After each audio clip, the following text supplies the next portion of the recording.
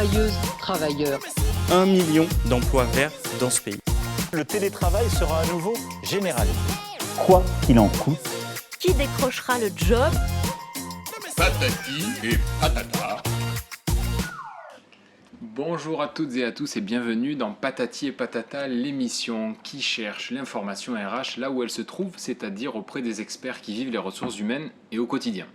Donc on entend et on lit beaucoup de choses de la part d'un grand nombre de personnes, sur les réseaux, un peu partout, des conseils, des best practices, des tendances et patati et patata. Donc pour remettre de l'ordre dans tout ça, on demande à notre expert du jour, Blandine Parissier, bonjour, qui est responsable développement RH. Alors je vais essayer de ne pas fourcher, dans l'entité Gypsy ou Gyps Gyps, et isolation, pas de flamenco, chez Saint-Gobain Distribution Bâtiment France. Bonjour Blandine. Bonjour. Enchantée. Bonjour Blandine, c'est Isovert, placo-plâtre. C'est plus simple à dire déjà. Et bien d'autres que tout le monde connaît finalement. Comment allez-vous Blandine? Eh ben ça va très bien, merci. Blandine, une première question. Comment dans votre entreprise vous avez vécu en fait ce moment qu'on vient tous de vivre avec ce fameux Covid? Est-ce que par exemple, pour rentrer dans le vif du sujet, vous avez organisé des visios avec vos équipes et surtout des entretiens, des recrutements peut-être? Oui, bien sûr, oui. Alors, c'est un moment un peu particulier. Moi, je suis donc effectivement, comme vous l'avez dit, dans la branche du gypse et de l'isolation de Saint-Gobain. Donc des plaques de plâtre, de la laine de verre, etc. Et donc, historiquement, plutôt des business traditionnels.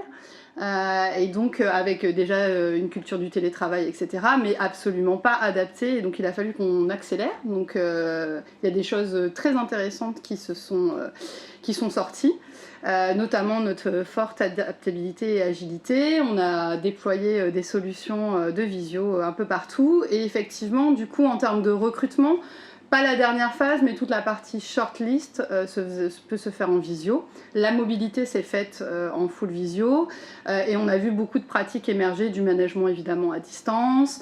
On a fait effectivement des sessions d'intégration, des conférences thématiques. On a une forte ambition chez Saint-Gobain, peut-être vous en avez parlé, mais c'est pas le sujet, avec la volonté d'aller vers une empreinte carbone à zéro d'ici à 2050. Et donc, par exemple, on a pu voir des webinaires, etc., ce qui se faisait plutôt traditionnellement en physique, lors de grandes séances, etc. On a développé des live chats, donc plus de proximité avec les managers, plus de proximité au sein des équipes. On a vu se développer aussi une culture de l'innovation. Donc on a lancé là en test, c'est tout frais, une petite plateforme autour de l'innovation où chacun peut déposer son idée et puis des personnes de complètement autres services peuvent venir déposer leurs idées. Bref, on a vu des belles choses émerger et puis dans les points négatifs, quand même des souffrances avec des gens pour qui ça a manqué, les contacts humains, ou alors des gens pour lesquels le logement n'était pas adapté. Donc pareil, on a prévu des aides pour aider les gens à s'équiper, etc. Alors certains venaient notamment au bureau, là où c'était pas adapté. Ça pouvait arriver. Alors il y a des périodes, la première phase, je crois que on n'avait absolument pas le droit, évidemment. Sur les deuxième ou troisième semi-confinements, c'était pas des vrais confinements, là il y avait une autorisation d'une fois par semaine. Donc là on pouvait venir si on le souhaitait. Et puis des dérogations, évidemment, je sais pas, vous avez votre logement qui est en travaux H24, etc. Là c'est compliqué, donc là il y avait quelques dérogations. En tout cas, vous avez pensé à tout ça pour les salariés, pour les collaborateurs. Oui. Et aujourd'hui, alors je peux pas vous en dire beaucoup plus parce qu'on a monté un groupe de travail qui n'est pas terminé, mais on a constitué un groupe de travail pour préparer le monde d'après. Puisqu'on s'est dit, ce ne sera pas comme avant, ce ne sera pas non plus comme maintenant avec un télétravail 100% subi, en tout cas pour une partie subie, et voilà. Mais ce sera probablement un mix entre avant, un fonctionnement très traditionnel, et maintenant un fonctionnement plus moderne. Et donc du coup, on est en train de voir, on a commencé à identifier un peu des bonnes pratiques, et puis l'idée, c'est après, derrière, de faire un plan d'action d'accompagnement pour aller vers ce vers quoi on veut aller. Et c'est quoi les bonnes pratiques, justement ? De ce qui ressort là aujourd'hui. De ce qui ressort, alors dans les bonnes pratiques par exemple, c'est de faire des teams courts, un peu comme la réunionite aiguë un temps. Vous en avez entendu parler il y a très longtemps, certains ont connu ça. On l'a vécu. On va sortir le flyer avec les bonnes pratiques, teams courts. Voilà, exactement. Okay. On va faire des teams d'ailleurs, on pourra prévoir des échanges, etc. Mais on va prévoir des supports de communication. On n'a pas encore pensé au format parce qu'on a plein de médias, on a une espèce de Facebook interne, etc. Donc ça, il y aura plein de possibilités, on est en train de travailler dessus, mais on a préparé des contenus un peu pour chaque média, et puis du bon usage du média aussi, parce qu'on a vu apparaître l'explosion, pareil, des anciennes pratiques qui nous avaient pas manqué, beaucoup de mails, avec beaucoup de copies, etc. Comme si finalement, pour compenser le fait de pas se voir, il fallait se mettre dans tous les échanges, ce qui était évidemment pas bon. Et puis voilà, on s'est focalisé effectivement sur toutes les bonnes pratiques, le recours à l'enregistrement des sessions, ça c'est quelque chose qui n'était pas tellement développé, alors que c'est ultra pratique, vous faites une session, ceux qui n'ont pas pu venir, vous leur balancez le replay, et puis c'est très pratique.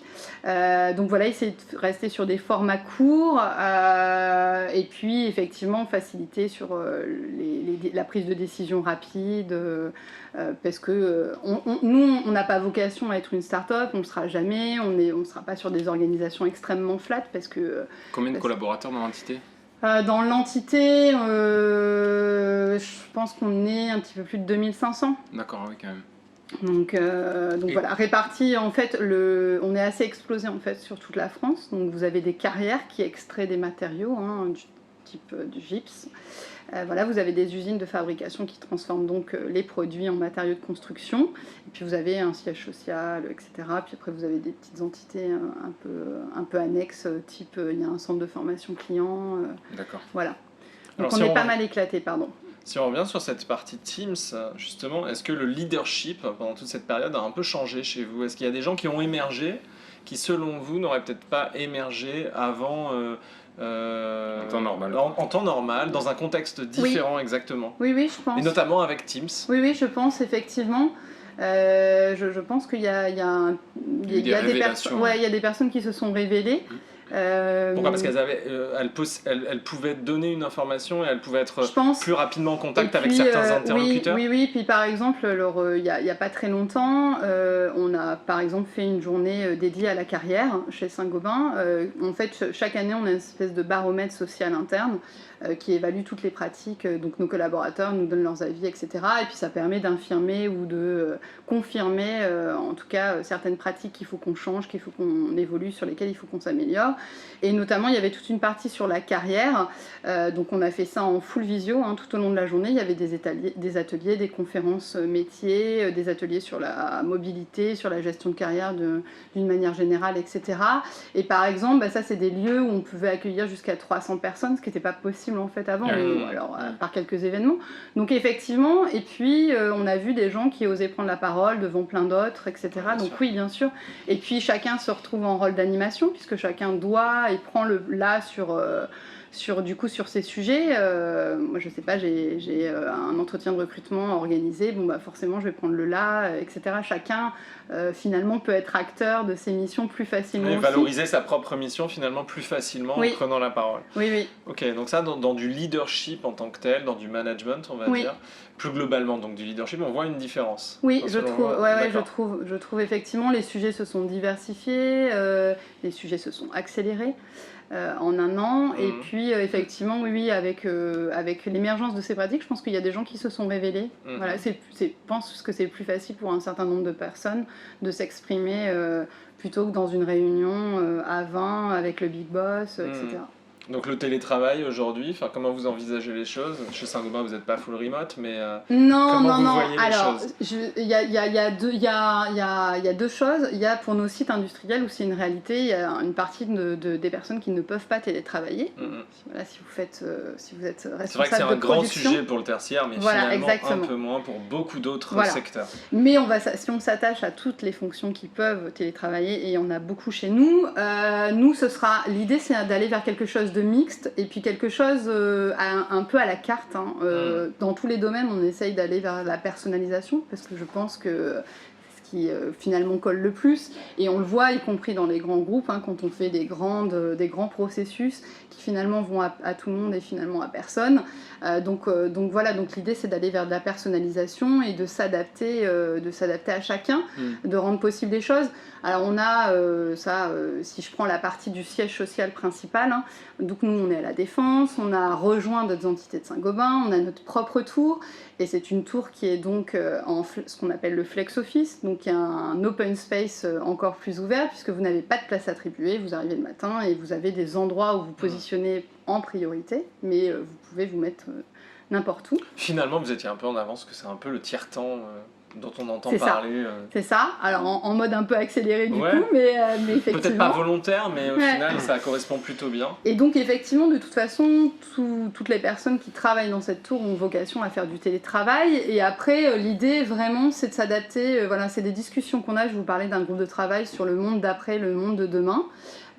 Et quand cette crise Covid sera passée, ou en tout cas qu'on sera un peu moins en mode dégradé comme on l'est aujourd'hui, ouais, l'idée c'est d'aller vraiment vers un mix. Je ne suis pas sûre qu'on retourne pour les fonctions support à du 100% présentiel, ça j'y crois pas. Un des gros bénéfices, c'est qu'il y a tout un tas de managers qui étaient sceptiques. Là, pour le coup, c'est... Là, c'est un non-sujet maintenant. Donc ça nous a beaucoup aidé. Bon, Productivité supérieure. Oui, et puis vous savez, voilà, des francs changements un peu classiques qui nous, vous, moi, on fait partie des ressources humaines, on y croit, on a voulu, etc. On travaille autour de l'humain, c'est notre matière, donc voilà, j'enfonce des portes ouvertes, mais il y a tout un banc de managers un peu traditionnels qui pensent que, en tout cas qui pensaient, je vais le mettre au passé, qu'on travaillait moins bien en télétravail, qu'on pouvait moins contrôler, manager les projets, etc. Et finalement, bien ça sûr. A fait voler tout ça en éclats. Donc voilà, et malheureusement, j'ai pas de réponse toute faite pour ce que vous posiez. En tout cas, ce qui est sûr, c'est que ce sera quelque chose vers du télétravail qui sera à la carte et qui sera beaucoup plus souple. Aujourd'hui, on n'y est pas, c'est un peu une organisation un peu complexe, mais pourquoi pas imaginer que les gens y aient même des demi-journées, voilà, si vous n'êtes pas loin, que vous avez envie, etc. Et puis ceux qui ont envie de faire 3 ou 4 jours à distance, ça sans aucun problème. Est-ce que tout ça, ça va être aujourd'hui, à partir d'aujourd'hui, des éléments fondamentaux, on va parler de marque employeur ensuite, oui. Mais dans une boîte, pour offrir à ces candidats, finalement, est-ce que ça va faire partie des fondamentaux? En gros, oui, ça le fait. Est-ce que tu fais du télétravail? Est-ce que tu en proposes à hauteur de combien, si oui ou non? Oui, en tout cas, on en parle à chaque... effectivement, c'est un argument de marque employeur. C'est maintenant un de nos atouts. Et donc du coup, quand la fonction, hormis les sites que j'évoquais où il y a des fonctions qui ne sont pas télétravaillables, mais dès lors que ça l'est, c'est un argument. J'ai recruté il n'y a pas longtemps mon alternant, c'est un jeune, c'est forcément des modes de travail qui l'intéressent grandement. Il y était habitué, voilà, je lui en ai parlé, je lui ai dit voilà, ce sera tout à fait possible, etc. C'est encore même plus particulier pour avoir recruté et pour recruter des alternants aussi, parce que la plupart n'ont connu que ce schéma-là. Oui. Du coup, il se pose pas la question. Oui, ouais. Sinon, est-ce que tu n'as pas trop trouvé de solitude sociale? Oh non, moi, pour le coup, j'ai été embauché comme ça, etc. Donc c'est vrai que ça nous fait passer un peu pour des boomers, mais c'est vrai que ça va faire partie. Absolument, non, c'est sûr. Donc, et donc ça, c'est un vrai argument de recrutement. D'accord, bon, très bien. Marque employeur, du coup, si on tire le fil, une marque employeur, comment elle se décide donc dans un groupe qu'on connaît très bien, Saint-Gobain Distribution Bâtiment France, HDBF, dans une filiale comme Gyps et Isolation, est-ce qu'on la traite micro, c'est-à-dire nous on est différent du groupe Saint-Gobain, ou est-ce qu'on fait une déclinaison finalement de cette marque employeur qui a déjà été créée? On fait une déclinaison, il y a un fil conducteur toujours chez Saint-Gobain, on a 5 attitudes assez communes et c'est vrai que c'est quelque chose qu'on retrouve un peu dans chacune des filiales, il y a vraiment un ADN commun et puis après on y met toujours une touche de personnalisation puisque c'est pas pareil quand vous êtes chez Saint-Gobain Distribution Bâtiment France qui donc distribue des matériaux de construction que quand vous êtes chez Gyps et Isolation France qui les construit, bien sûr. Qui les fabrique. Donc c'est pas les mêmes choses, c'est pas les mêmes métiers, c'est pas la même culture d'entreprise, etc. Mais il y a un fil conducteur et après on en ressort en fait les atouts différenciants. En fait, on les ressort. Donc on se valorise finalement comme n'importe qui dans le groupe, mais tout en prenant en fait la particularité. La particularité. Okay. On adapte, on personnalise. Moi, par exemple, si je parle de l'entité donc, dans laquelle je travaille, en termes de marque employeur, donc moi, mes grands enjeux, c'est la féminisation, puisque je recrute énormément d'ingénieurs, puisqu'on est dans le domaine de la production. Et donc du coup des filières très masculines, donc j'essaye C'est quel pourcentage aujourd'hui? Je pense qu'on est sur du 80-20. D'accord.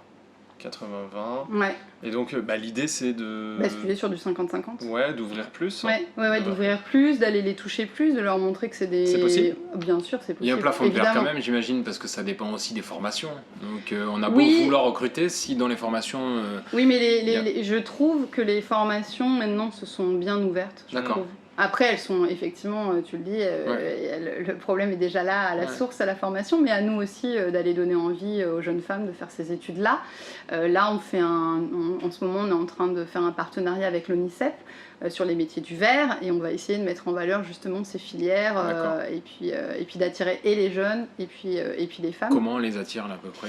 Eh ben, déjà, on essaye de parler un peu leur langage, vous le disiez, hein, donc on est présent sur Insta, sur TikTok, sur... Exactement. Là, on a lancé une grande campagne d'alternance. C'est la première fois qu'on a mutualisé nos forces chez Saint-Gobain. Et donc, du coup, effectivement, on a essayé d'être à la fois présent sur les job boards qui touchent les étudiants, type Job Teaser, l'étudiant, etc. Et on va aller sur les réseaux sociaux, bien évidemment. Donc ça c'est certain. Après on va essayer de leur proposer aussi effectivement des événements en tout cas de recrutement et de marque employeur du coup digitaux, puisque ça marche bien sur cette cible. Donc voilà, par exemple les conférences qui se faisaient traditionnellement en école, du coup on va proposer des événements, on va aller les voir, leur présenter qui on est. Ce qui les touche aussi beaucoup, on a une stratégie dans les points communs en tout cas. Évidemment, il y a cet enjeu d'empreinte carbone, on est vraiment sur le marché du développement durable, Saint-Gobain a été un des précurseurs. Chez Gypse Isolation France, on a vraiment notre pierre à l'édifice, puisqu'on a énormément de produits qui vont vers ça. Et donc ça c'est vraiment aussi un atout, vous parliez de marque employeur, ça c'est un des atouts aussi qu'on va beaucoup mettre en avant. Dans les mois qui viennent. Oui, alors c'est déjà un peu le cas. On est bien loin du baby-foot quand même. Oui, on est loin du baby-foot. Mais vous parliez, qu'est-ce qu'on peut promouvoir dans une marque employeur. En tout cas, ce qu'il faut, c'est pas s'inventer. En fait, on a travaillé ensemble sur ce sujet-là quand j'étais dans la distribution. Ça sert à rien de se rêver Google si on n'est pas Google en fait. Et donc il faut trouver ce qui, chez Saint-Gobain, est vraiment un vrai atout, ce qui parle aux jeunes, etc. Et nous, on a une carte à jouer. Par exemple, en ce moment, je pense que ça réassure beaucoup. On est un groupe qui a plus de 350 ans. Donc on a traversé, pas toutes les crises, mais on en a traversé beaucoup. Et donc voilà, donc on ne peut pas promouvoir ce que va être une start-up. Et effectivement, le baby-foot, etc. D'ailleurs, ça ne marche pas très bien chez nous, on va pas se mentir. Il y en a quelques-uns, il y a des salles de repos, etc. Donc ça va toucher une petite partie, et tant mieux. Mais ce n'est pas notre ADN le plus fort, quoi. Mais en plus, cette génération, à un moment donné... Attention, tu parles de génération. Ouais. On a dit qu'on n'aimait pas les cette générations. génération. En tout cas, ceux touchés par les baby-foot à un moment donné, ont peut-être le sentiment qu'on était un peu sur du fake. Donc c'est peut-être bien qu'aujourd'hui, moi j'ai l'impression qu'en 2020, là, ça a un peu fait exploser le concept, quoi. Et puis quand tu te détends, généralement, pas forcément, c'est pas le baby-foot qui te détend forcément. Et puis on a beaucoup vu et utilisé le baby-foot dans des métiers comme des agences de com, etc., où tu as un besoin, une émulation, une créativité nécessaire à ton métier, où du coup ça passe parfois, et encore une fois je leur citerai, par du baby-foot, de la PlayStation, etc.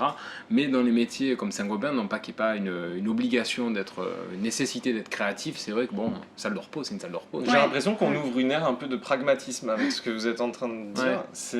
C'est ça. Et nous, on va plutôt mettre aussi, pareil, dans les gros atouts du groupe Saint-Gobain, on a, alors je ne saurais plus les répertorier, je le savais quand j'étais dans ma précédente filiale, on avait déjà plus de 200 métiers, donc au global Saint-Gobain, je ne sais pas sur combien on est, mais on a il faut rappeler énormément. que c'est tout nouveau. Ouais. Absolument. Gypsy. Et donc, j'adore. Ça, faut bien prononcer. Ouais, non, mais j'adore. Moi, je pars sur le côté gypsy, mais ça me va bien, c'est sympa. Non, mais du coup, voilà, c'est vraiment une des forces du groupe Saint-Gobain, c'est de changer de métier, d'entité, et finalement de se renouveler. Et c'est un groupe. Moi, je suis rentrée il y a à peu près une bonne dizaine d'années. Franchement, alors je suis pas de la génération d'aujourd'hui, mais déjà à l'époque. Si on m'avait dit dans 10 ans tu seras dans le même groupe, pas du tout. Moi je bougeais tous les 2 ans, j'ai fait mes études un peu partout, voilà, et mes premiers jobs j'ai beaucoup changé. Alors qu'est-ce qui a accroché d'un point de vue hyper perso? Alors déjà évidemment c'est un beau groupe qui a une belle histoire, qui a des beaux métiers. 350 ans c'est rare déjà. Ouais, c'est rare et qui a des belles valeurs, c'est-à-dire je dis pas que c'est le monde des bisounours, mais en tout cas c'est des gens où il y a du respect, il y a effectivement des vraies valeurs, on fait attention aux gens, chacun a sa place. Il y a une culture du social. Donc voilà, et vraiment c'est hyper chouette, hein. Vous pouvez visiter les archives de Blois, vous avez les lettres patentes de Louis XIV, et puis le lendemain vous êtes sur un flotte de glace. Donc ils fabriquent du verre plat, et puis le surlendemain vous allez dans une carrière d'anhydrite, donc ils font péter à la dynamite des carrières, et puis il va émaner une matière. Enfin, c'est un groupe assez extraordinaire. Le surlendemain vous êtes dans un magasin Point P, où vous avez un commercial qui va vous parler technique mieux que personne, et qui vous vendrait un chiffon dont vous n'avez absolument pas besoin. C'est des gens passionnés. Donc, ouais, moi je pense que ce qui m'a pragmatique, passionné, c'est ça qui m'a. C'est un peu la culture de l'humilité. Alors parfois ça nous a fait défaut, hein, je vous le disais, c'est des métiers du coup qui attirent peu, qu'on connaît peu, on pense pas nécessairement à Saint-Gobain alors qu'on est un des plus grands employeurs. Et là, du coup, vous êtes en plein dans la lumière. Déjà parce que le business va super bien. Oui, mais depuis peu. Et aussi parce que vos valeurs correspondent parfaitement au moment dans lequel on est en train de s'ancrer. Ouais, tout à fait. Ouais. Et ça, c'est un vrai changement. Je pense que. Et c'était une bonne stratégie avant, mais c'est vrai que c'était. On faisait tout un peu en catimini, fallait pas trop se mettre en avant, etc. Effectivement, et puis là, l'actualité... Ouais, c'est peut-être lié à la difficulté à recruter aussi, parce qu'on va en parler rapidement, mais c'est quand même une difficulté qui est cristallisée dans le secteur, la difficulté à recruter. Il y a certains profils qui sont indiscutablement très difficiles à toucher.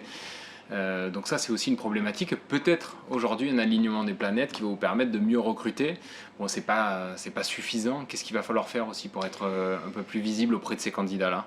Alors, bon, déjà, on a tout un travail au niveau des annonces. Alors, ça a été fait dans certaines entités de Saint-Gobain, mais pas partout. Et donc, je pense que ça, effectivement, l'espèce d'annonce un peu... Réarité, en fait, réécriture des annonces oui, par exemple, typiquement, hein, enfin, c'est une des actions un peu bêtes, mais un peu essentielle. Et voilà, et puis on s'adresse pas pareil à quelqu'un qui a 10 ans d'expérience, qu'à quelqu'un qui sort sur le marché. On adapte. On arrête de faire une liste à l'après-vert et de chercher le mouton à 5 pattes, parce qu'en fait on s'en fiche. De plus en plus personnaliser le voilà, message. Exactement, et puis d'aller chercher, c'est pas à vous que je vais dire ça, d'arrêter d'être en posture passive, de diffuser et d'attendre que ça tombe, mais d'être dans une posture active. Absolument. Et d'aller chercher les candidats, de créer de l'événementiel. Hein. On a vu des partenariats chez Saint-Gobain avec des groupes de musique ou ce genre de choses. Je pense que c'est des choses vers lesquelles il ne faut pas se priver. Évidemment, le travail en amont, de travailler avec les écoles, ça c'est essentiel, vers les formations, de montrer pourquoi ce sont des beaux métiers, qu'est-ce qu'on peut faire, les passerelles évidemment, parce que les jeunes ils attendent ça en fait, de se dire bah ouais mais si dans 5 ans je m'ennuie, qu'est-ce que je peux faire, les ponts, exactement, les passerelles. L'exemple qu'on vient d'évoquer là justement sur ta carrière. Quoi. Ouais, absolument. Donc voilà, donc plus de témoignages, on en a mais probablement pas encore assez, ça c'est certain. Et puis bah faut travailler évidemment l'intégration, puisqu'une fois qu'on a recruté c'est bien beau, mais voilà, déjà il faut être un peu cohérent avec la promesse qu'on a faite pendant les entretiens de recrutement et dès l'annonce, sinon ça fonctionne pas. Et puis je pense qu'il faut accompagner au moins toute la première année, il faut avoir des dispositifs un peu malins. Nous on est dans un très grand groupe, donc par exemple les systèmes de compagnonnage, tutorat, parrainage, enfin peu importe comment on les appelle. Alors comment ils se rencontrent au départ? Est-ce qu'il y a des vidéos qui sont faites, des sortes de tutos de collaborateurs pour créer en fait... Il peut y avoir, mais ce qui se passe assez souvent, c'est que dans le parcours d'intégration, on va choisir quelqu'un qui n'a pas de lien hiérarchique et si possible pas de lien de mission ni quoi que ce soit. Mais un sachant de l'entreprise qui va pouvoir fluidifier et la personne va pouvoir un peu se livrer un peu sans aucune pression, sans rien, en toute liberté, va pouvoir lui demander de la question toute bête à où est-ce que je trouve mon fichier sur Teams, jusqu'à il y a ça que j'ai pas compris dans la stratégie, qui est-ce que je peux contacter, etc. Donc les us et coutumes.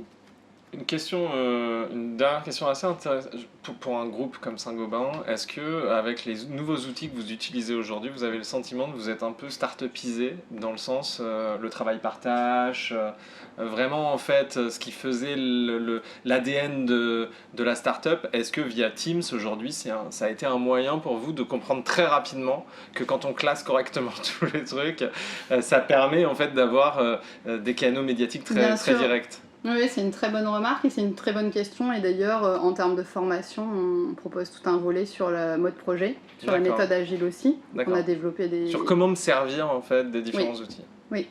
Et puis, comment être dans l'intelligence collective rapide. C'est un peu ça l'enjeu de demain. Et finalement, aussi d'arrêter de fonctionner par service, par silo. Ouais. Alors on avait réussi à décloisonner les sites et les univers, hein, donc les usines parlaient mieux avec les sièges, l'industrie et la distribution se parlaient mieux, etc. En revanche, si vous étiez sur un projet typiquement drivé par du marketing, vous restez dans le marketing. Aujourd'hui, on est sur quelque chose de beaucoup plus décloisonné, on est sur des projets qui vont nécessiter... Et vous le disiez, du coup, c'est un des intérêts de Team, c'est que vous pouvez prendre sans connaître personne, un sujet vous intéresse, j'ai une pierre à l'édifice, je m'y connais en je sais pas quoi, je vais contribuer 1 heure, 6 heures, etc. Et ça, c'est extrêmement intéressant. Ouais. C'est une découverte, donc c'est passionnant. Ouais. Merci. Est-ce Blandine. Merci à vous. Peut-être un dernier mot Ouais, vous voulez ajouter pour la fin? Non. En tout cas, moi je trouve que ça ouvre un champ des possibles. Ça montre aussi c'est assez rigolo parce que ça montre aussi les limites et du fait qu'on est quand même bien des êtres humains qui avons besoin de contact. Oui, c'est vrai. Mais ça ouvre le champ des possibles et je pense que ça a désacralisé l'univers du digital et de dire non, tu peux tout à fait être et dans la performance et dans la convivialité. Et dans le ludique avec ces nouveaux moyens. Donc je pense que c'est une vraie opportunité pour le monde de l'entreprise. Mais le digital ne suffit pas. Non. On va finir sur ces mots. Non, et patati et patata. Merci. Merci beaucoup, Merci, Blandine. Blandine. Travailleuses, travailleurs. 1 million d'emplois verts dans ce pays. Le télétravail sera à nouveau généralisé. Quoi qu'il en coûte. Qui décrochera le job? Patati et patata.